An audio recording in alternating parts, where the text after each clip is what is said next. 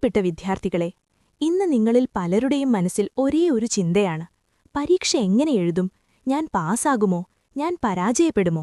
എന്നാൽ ആദ്യം ഞാൻ നിങ്ങളോടൊരു കാര്യം പറയട്ടെ. പരീക്ഷ എന്നത് നിങ്ങളുടെ ജീവിതത്തെ തീരുമാനിക്കുന്ന ഒന്നല്ല.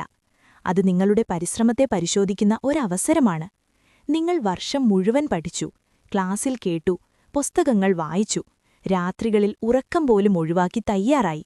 അപ്പോൾ എന്തിനിപ്പോൾ പേടിക്കണം? പേടിയുണ്ടാകുന്നത് സ്വാഭാവികമാണ്. പക്ഷെ പേടി കാരണം നമുക്ക് ശ്രമിക്കാതിരിക്കാൻ പാടില്ല. ഒരു ചെറിയ കഥ പറയാം. ഒരു വിദ്യാർത്ഥിയുണ്ടായിരുന്നു. അവനും പരീക്ഷയ്ക്ക് മുമ്പ് വളരെ പേടിച്ചു. എനിക്കൊന്നും അറിയില്ല എന്നവൻ കരുതി. പക്ഷെ അവന്റെ അധ്യാപകൻ പറഞ്ഞു, നിനക്കറിയാത്തത് പേടിക്കേണ്ടതില്ല, നിനക്കറിയുന്നതിൽ വിശ്വാസം വേണം. അവൻ ആത്മവിശ്വാസത്തോടെ പരീക്ഷ എഴുതി. അവസാനം അവൻ വിജയിച്ചു. വിദ്യാർത്ഥികളെ, ജീവിതത്തിൽ വിജയിക്കുന്നവർ ഒരിക്കലും പേടിയില്ലാത്തവരല്ല. പേടിയുണ്ടെങ്കിലും മുന്നോട്ടു പോകുന്നവരാണ് വിജയിക്കുന്നത്. പരീക്ഷാ പേപ്പർ നിങ്ങളുടെ ഭാവി തീരുമാനിക്കില്ല. പക്ഷേ നിങ്ങൾ അതിനെ എങ്ങനെ നേരിടുന്നു എന്നതാണ് പ്രധാനപ്പെട്ടത്.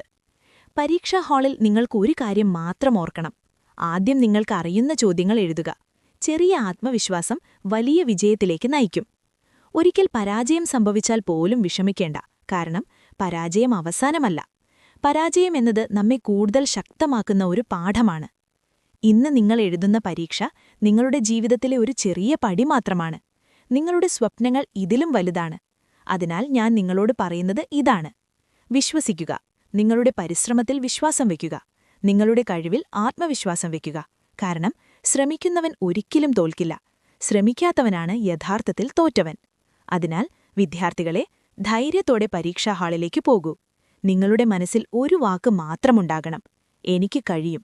അപ്പോൾ വിജയം നിങ്ങളെ തേടിവരും. നന്ദി.